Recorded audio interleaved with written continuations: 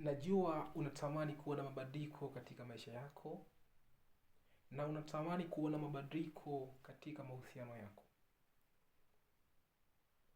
Kwa hiyo, ili uweze kuyapata mabadiliko ambayo wewe unayahitaji, lazima ujiwekee vipaumbele katika matumizi ya muda wako.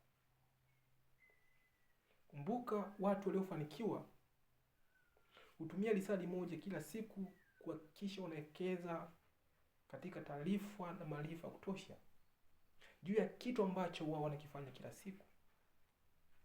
Lakini wasiofanikiwa mara nyingi wao wanatumia masaa 3 kila siku kuangalia movie, tamthilia na vitu ambavyo haviwapi manufaa kwenye maisha yao.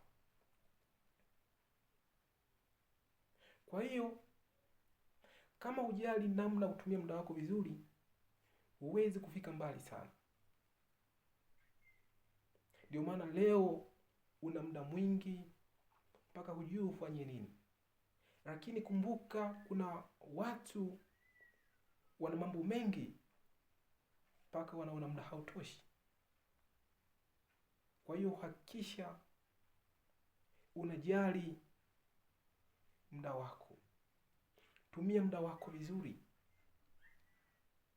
ili uweze kuona mabadiliko ambayo wewe unayahitaji katika maisha yako.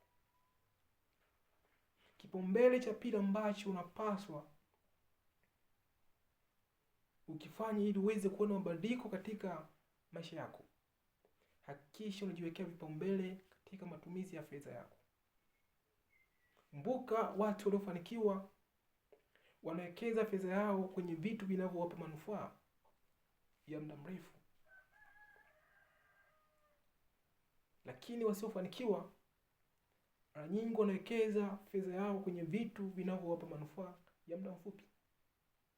Kwa hiyo, ili uweze kuona mabadiliko katika maisha yako, hakikisha unawekeza fedha yako kwenye vitu vinavyokupa manufaa ya muda mrefu, badala ya kuwekeza fedha yako kwenye vitu vinavyokupa manufaa ya muda mfupi.